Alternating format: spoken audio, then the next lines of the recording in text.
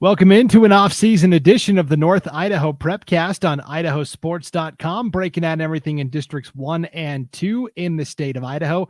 Brandon Baney, as always, joined by our North Idaho resident and expert, Ryan Scaggs.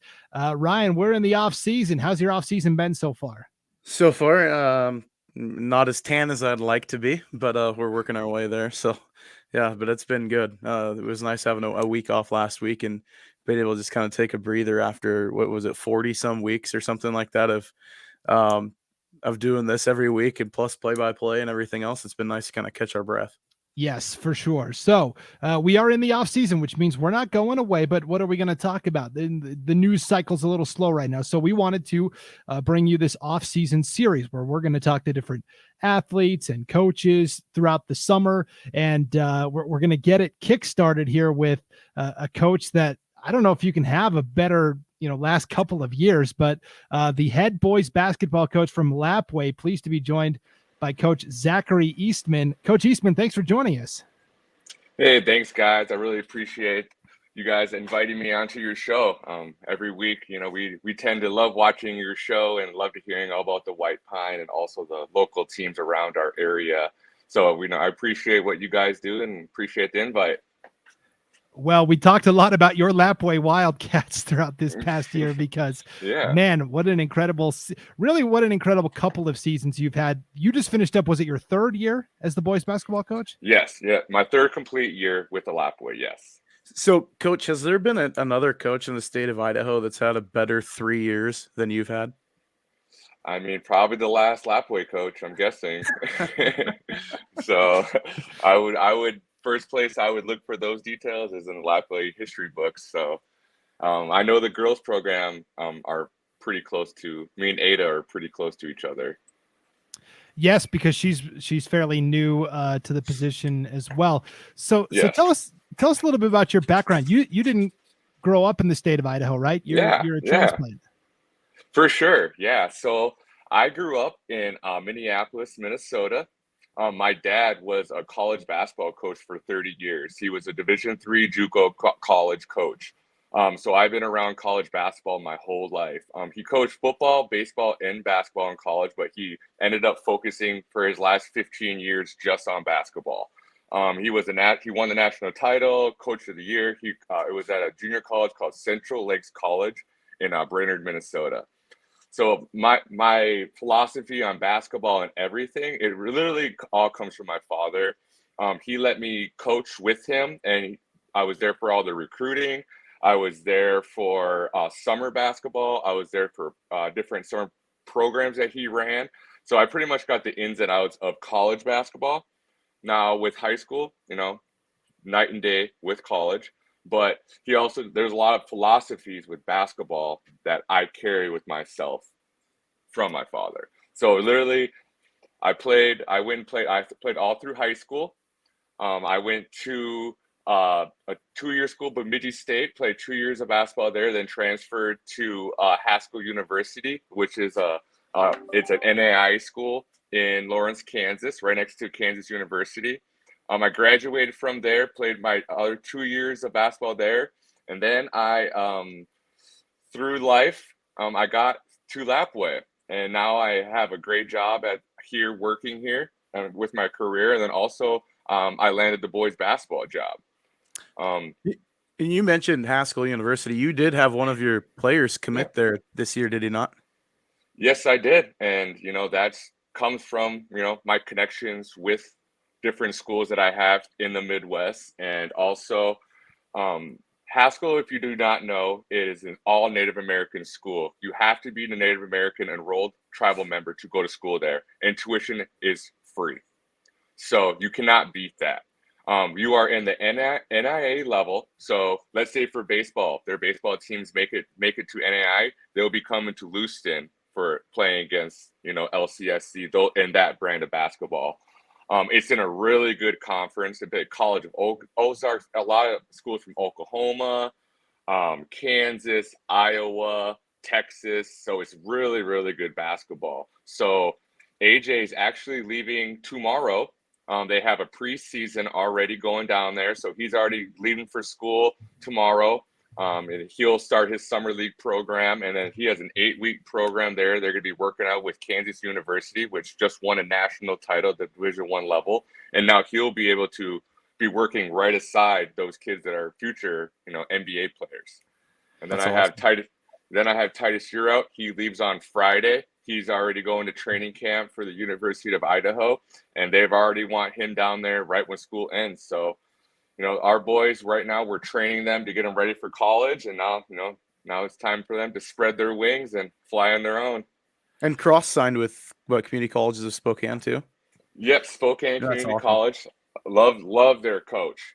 Great Yeah. coach there. He has a great program. We have some Lapwai alumni that have gone through his program before, so we known about it. And he had a couple different choices on the route he wanted to go to, and I think that the school he picked was right for him. He's going to get the opportunity to showcase his playing skills right away. And I think his coach is definitely going to help him grow as an athlete and also as a student.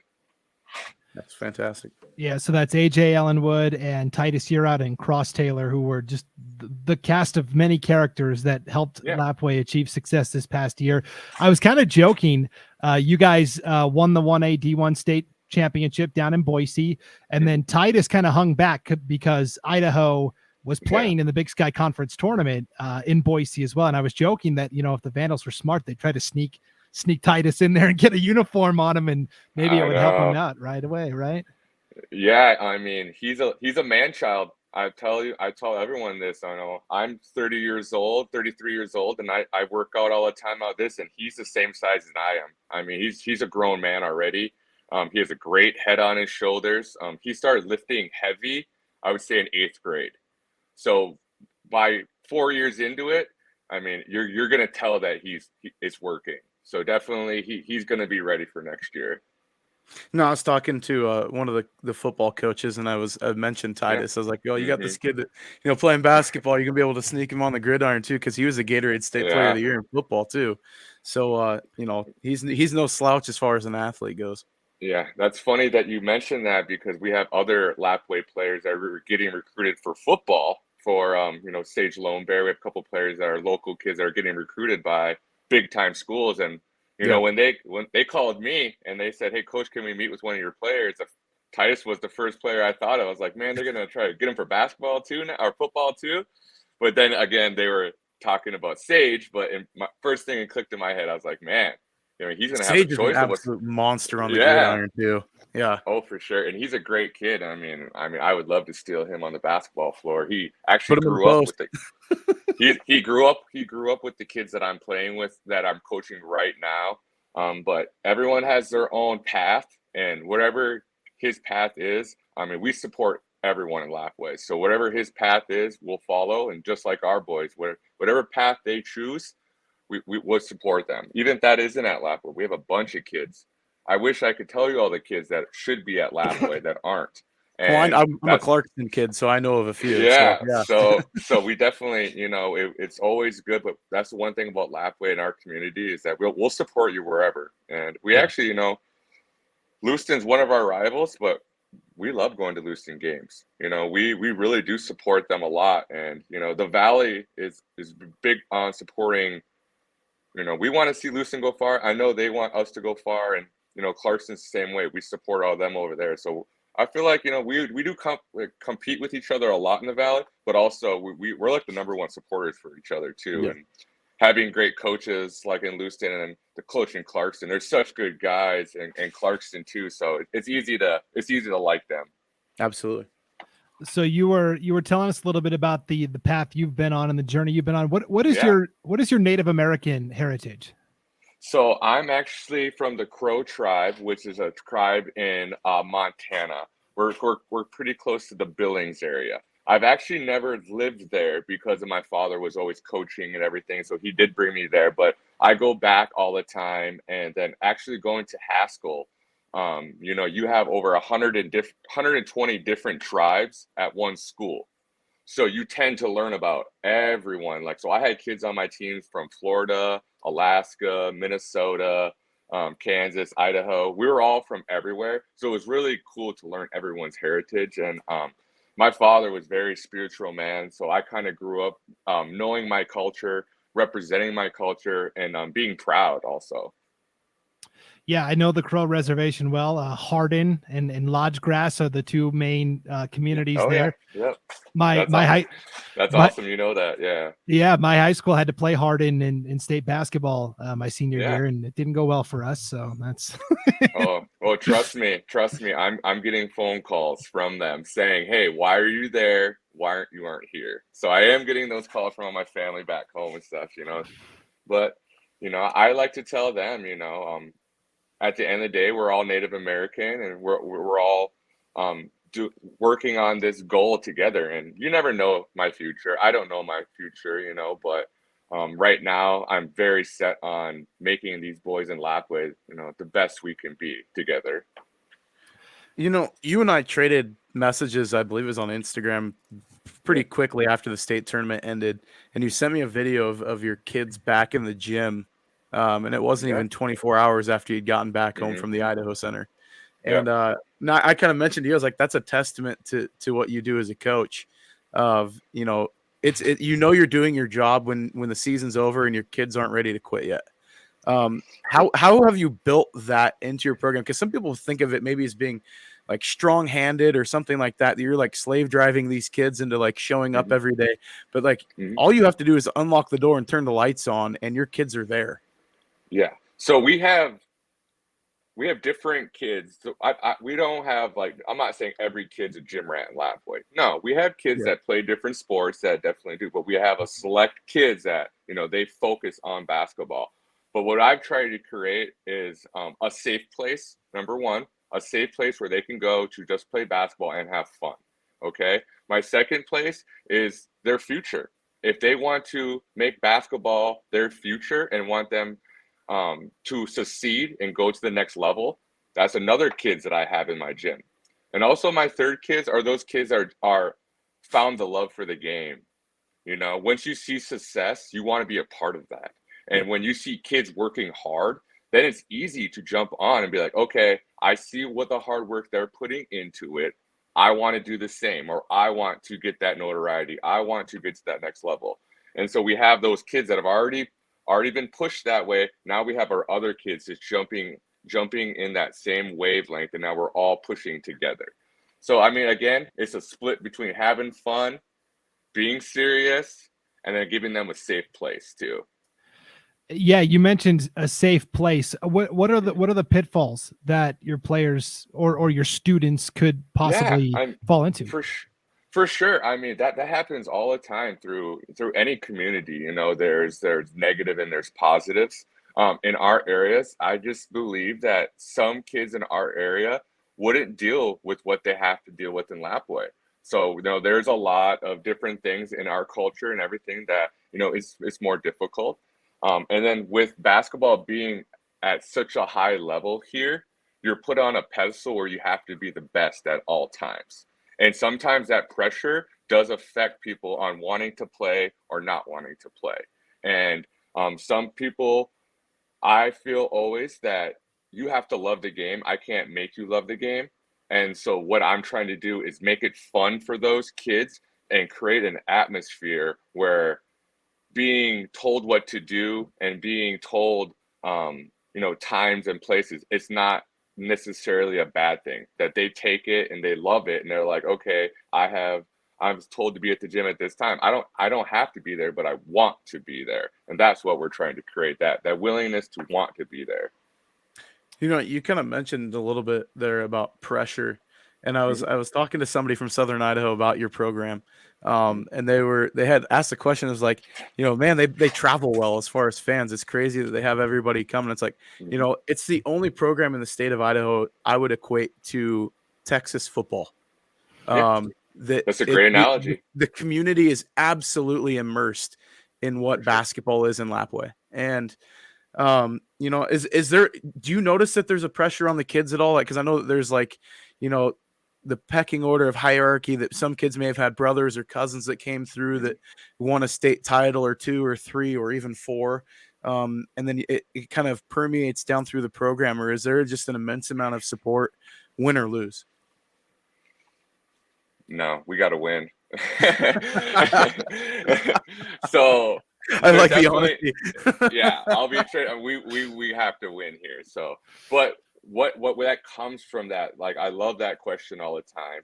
So pressure creates diamonds. Without the pressure we have, we might not play the hardest as we. I know that the pressure is always there. So, like for instance, a couple years ago, our last loss. I mean, I like to bring that up because that's what happens when you start thinking you're going to win. When you literally just thinking that our talent alone can beat anyone, and it didn't happen.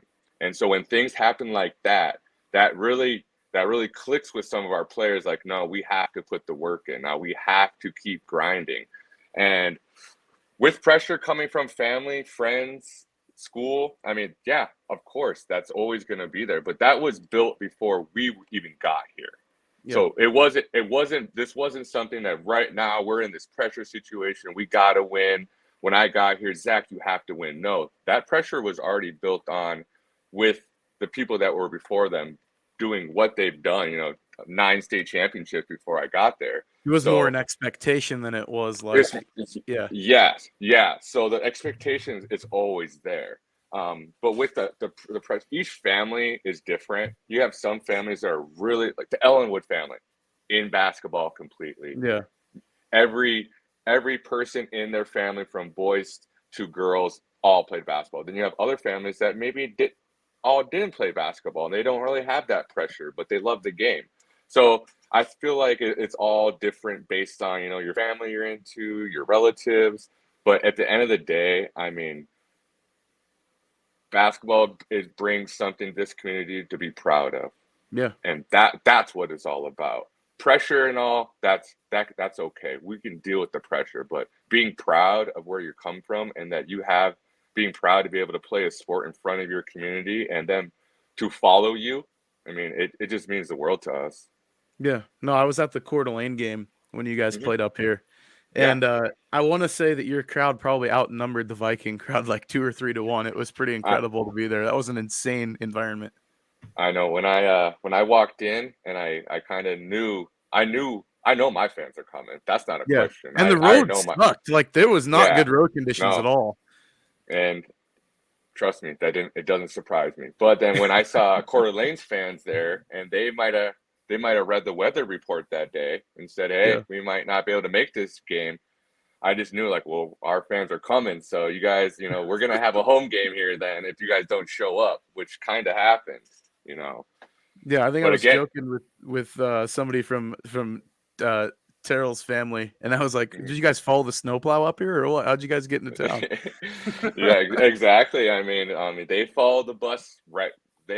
When I tell my kids what time we're leaving, I'm literally telling the community when we're leaving. So that's cool. That's awesome. I tell the boys what time we're leaving, it starts trickling down to all of a sudden when the bus leaves, you'll hear honk, honk, honk, honk, honk, and everyone's right behind you. So they'll let you know too if you're running late. They'll let you know. That's awesome.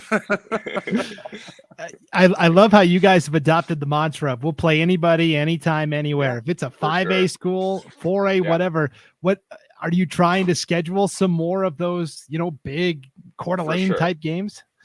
For sure. And I think the game changer kind of helped was from that sophomore to junior year. We had a great summer. We played College of Idaho actually put us in the big school tournament, which has never been done.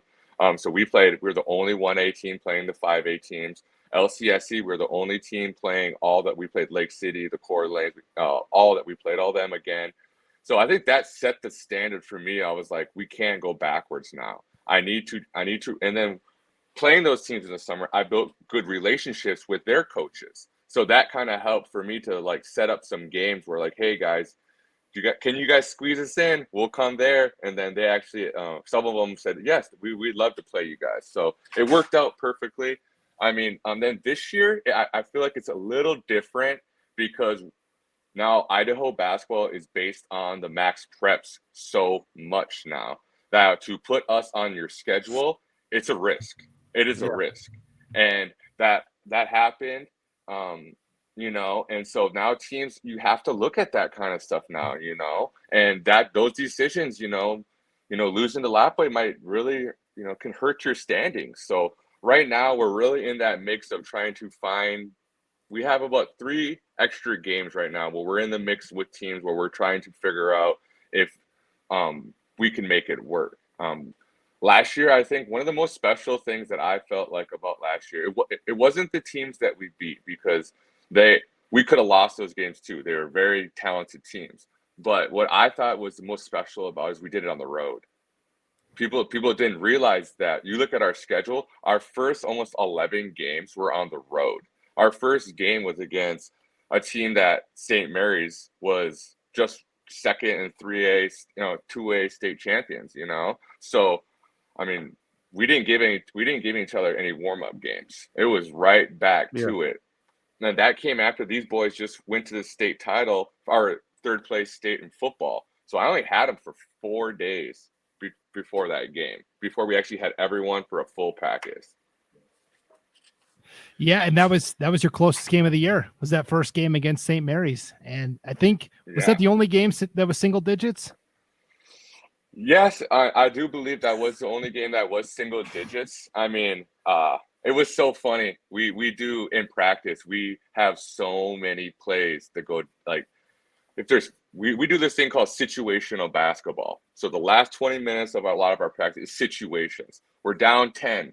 What are we going to do? We're up 10. How are we going to play? So I put them in situations that get the kids uncomfortable, and also it challenges them too. You're down 10 with 2 minutes. What are you going to do? Situations like that.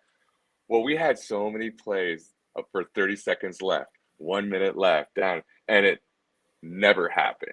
So we always laugh, like, we have so many plays and so many go-to stuff that people have still never seen. So it's kind of nice that we still have that. Oh, just in case if we have some go on this summer, we have a bunch of stuff ready because we never got to bring it out. So what's your camp schedule looking like for this summer?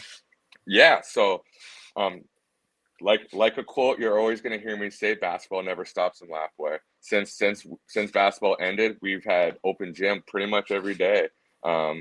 This is the first time now, though, right when June starts, June is high school basketball for me. So I don't let the Titus Euros and the Cross Taylors, I don't let them come anymore and beat up on any of my boys. I separate those boys, and then I focus on what I have now. So for twice a week, we have on Tuesdays and Thursdays, we have open gym. Tuesdays and Thursdays, we have open gyms. Mondays and Wednesdays, we have City League. So summer league starts at LCSC. We play Pullman, Colfax. Tonight we play Clarkston, and then at 9 o'clock we play Orfino, and then on Wednesday we play in another league, and then on this Thursday we're leaving to Idaho State University. We're gonna go all the way down to Pocatello. We got invited to go down there, and those southern teams, they wanted to see us. So, and then the coaches, they reached out. They're recruiting some of my players. So it's going to be good to showcase them on a college course. And also, I got my players staying in the dorms this year. Oh, sweet. The reason why I did that is to get the college experience. I run my program like a college program. So what's best to go to a college and have them get that experience. And then the following week, we'll do the same thing. We'll have summer leagues, city leagues, and then we'll play at LCSC. The following weekend, we'll take the weekend off because it's Hoop Fest, and I have 9 of my boys are going to Arizona for a all native basketball tournament. So they'll be in Arizona for that weekend, and then the following weekend, we're still contemplating on going to the Gonzaga team camp. Sweet. So we got a full schedule, and then what people don't know is every day at 12 o'clock, we call skills work. Every day at 12, I'm in the weight room, or we go weight room, half skills work. So we have individual workouts with our post players, our wings, and if you want to be a wing and a post, let's say you're the best of both worlds, you can come to both of them. So a lot of kids go to both of them because I like to have a lot of my players learn inside and out. So we do a lot of skills work. weightlifting training every week. We'll go hard until July. July usually starts AAU and then AAU again. And then the players that don't play football, they'll stay with me, and we just keep working. So something like, we get a lot of people listen statewide, obviously, especially now Yeah. that we got you guys on the show for this week. So I'm sure it'll Yeah. draw some attention from other people, but they kind of want to hear how Sure. things go in Lapwai. How lucky are you as a program? And I know that people think about being isolated in North Idaho, but Yeah. having the quality programs between Eastern Washington and North Idaho within like an hour and a half of you that you can compete against. I mean, you've got, like you named them off, Pullman's a Yeah. great team, Moscow's Yeah. a good team, Lewiston, Great team. Clarkston, the Yeah. Coeur d'Alene teams. You got Spokane schools, and you got like Colfax and Freeman and some of Yeah. those other programs. Like, how much does that help you kind of, I don't know, I guess polish the diamond before For your sure. season starts next year? For as much as we play, we also, our coaching staff and a lot of our main players, we go to a lot of their games too. So we take things from everyone. So That's awesome. what's really nice for our program that we have 5A teams that are good. We have 1A teams like us that are good. So we see everyone. So and then also we get to see all the other coaches and what they're planning. So, like some coaches don't really change too much. So I know if we ever do run across them, I kind of have an idea of what they already do. So we're always scouting. We're always trying to figure out what's happening next, how basketball is changing. We also know that it's really, you don't see this often, that the best teams are not in the metro area. And I've been through a lot of big cities, and people don't even look outside of the city area. So Boise metro area, that usually the recruiting doesn't even start outside of there. So I believe that having this area like the Northwest up here, it helps. It does help that it's just not us. It's just not, Lewiston that are good. It's everyone has great players. So I think that really helps us out as North Idaho. It just helps us. And I feel like the coaches, I feel like we kind of stick together. I don't really feel like we're, it's not like, oh, we got to beat this team. We got to beat that team. Yeah, we're rivals. We're all competitive. Of course, we're all competitive. Yeah. But it's a fact that we all know each other. These kids have all played each other since they were all young kids. I mean, with each other or against each other. They all know each other. So it's always fun to play each other. Yeah, I always say the White Pine League is kind of like a big extended family where, we get into our fights, but I like my family a whole lot better than anybody else's. There is kind of a camaraderie among all the White Pine teams, I feel like. Yeah, and then I feel like, Lapwai is just finally in these last, we kind of go our ups and downs in some sports, which basketball kind of stays the same, but other sports go up and down. And I feel like football has actually been picking up in the last few years. And but also it's nice to see that they lose in some sports. You can't be the best at everything. So each team kind of takes their own lumps in their own time, which I kind of like in the White Pine. Everyone has their like Potlatch are great wrestlers and they have a great program. They have awesome. They always have a football program. Prairie's good at all sports. Different schools are better at different sports. But I also know with small schools, because I've came from big schools my whole life. I graduated with 1,000 kids. So big schools is where I come from. That's where I thrive. So now moving to a small school, I notice is really big on like grades. So they have certain grades that they could be good for 4 years because they have a good grade, and they don't really have that many kids to pick from like bigger schools do. So I feel like, through our like that tightest year out grade, every sport they're going to be good because they have great athletes in that grade. So I think a lot of small schools really depend on your grades and your programs that you have for those times.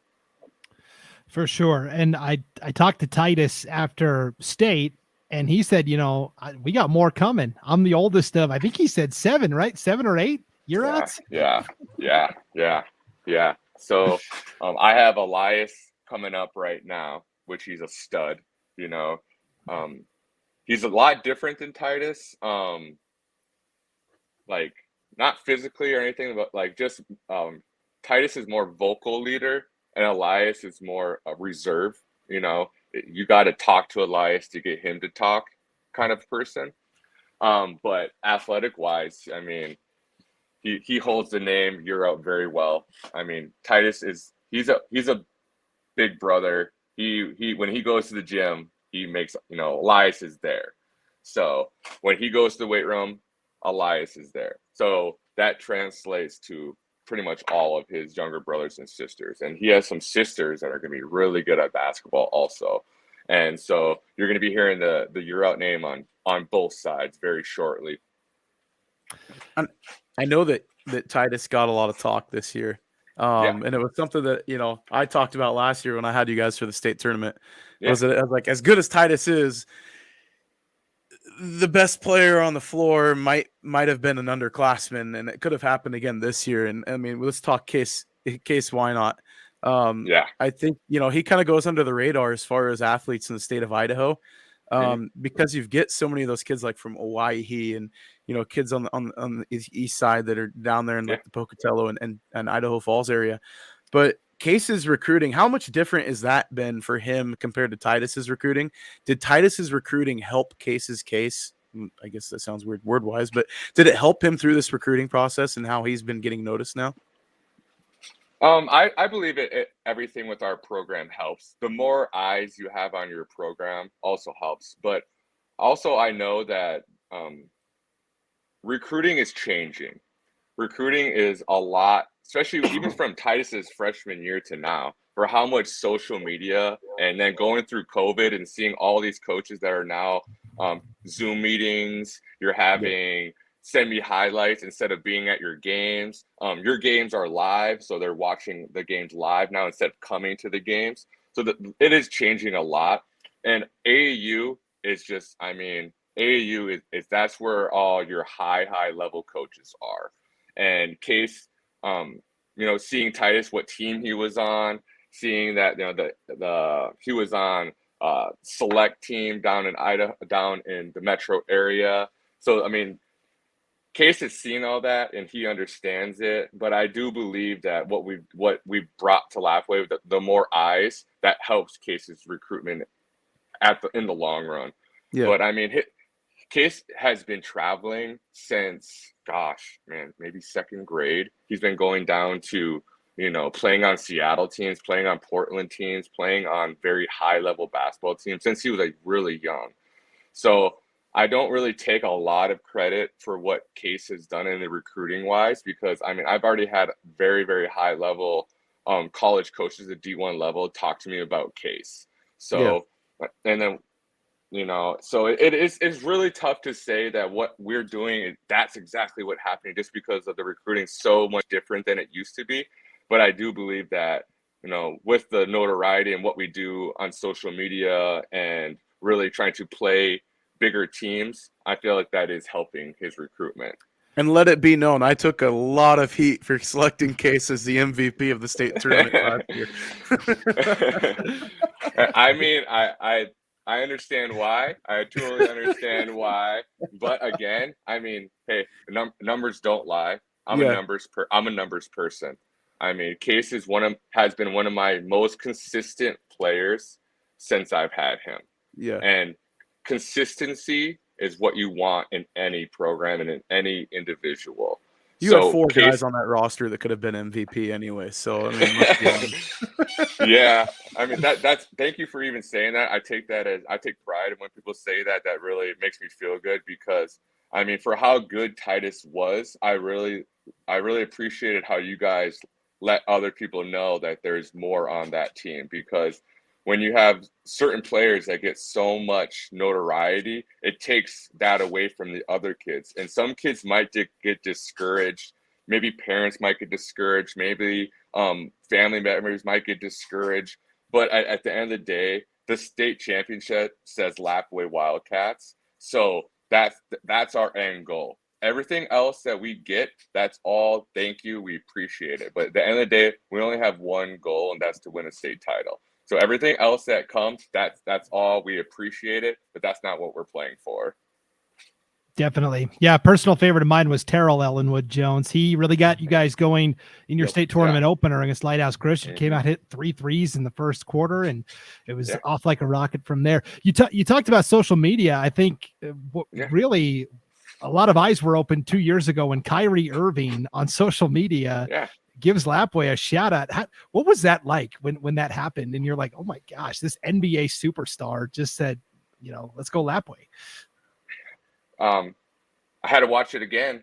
I didn't believe it right away. Right when I saw it, I was like, I mean, is he saying what I think he's saying? In which he was. And we had a connection through him so he is part Native American. He is enrolled in the Sioux tribe. The Nez Perce, where Lapwai is, had old connections with the Sioux tribe. And Kyrie Irving really wanted to learn more about his spirituality, his roots, know more about his Native American side. And his people from where he was at, they threw a name out there of a guy that's from Lapwai.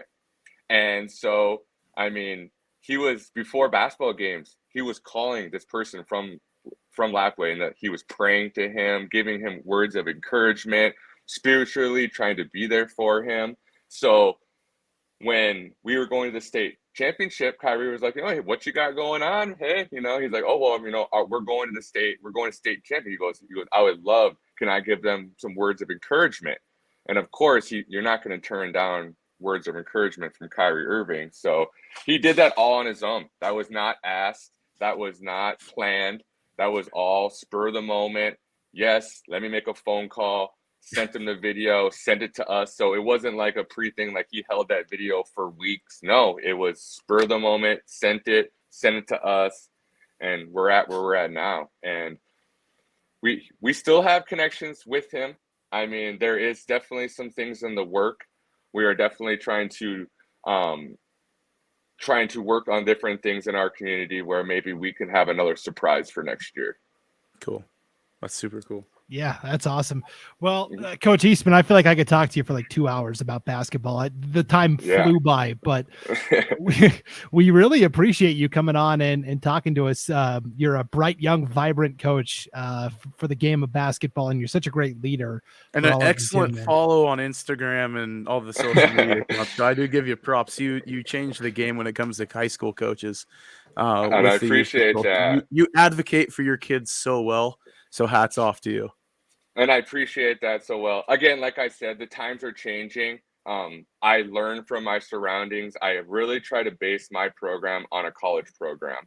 And I feel like if I keep that going and I keep that learning priorities, learning things that you learn from college basketball, because what I tell all my kids about basketball is a tool that we're going to use in life. So everything you learn in basketball is you can take this into what you're doing in your jobs, in your future, how you raise your kids, time management, being a leader, following directions. These are all things that I still into my life use today. So I feel like I'm just going to keep my values as a basketball coach, and we're going to keep trying to do what we do, win or lose. Our program is going to be a winning program at the end of the day. And that necessarily doesn't mean wins and losses. That just means we're going to make winners here. That means we're going to make good, strong, young men that are going to be able to be great role models in our community.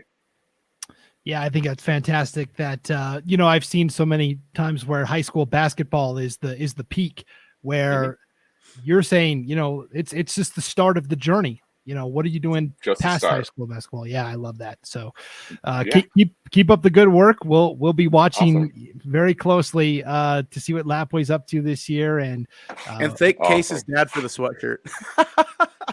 Yeah, Case's dad got I was going to mention that. I was like, where's this?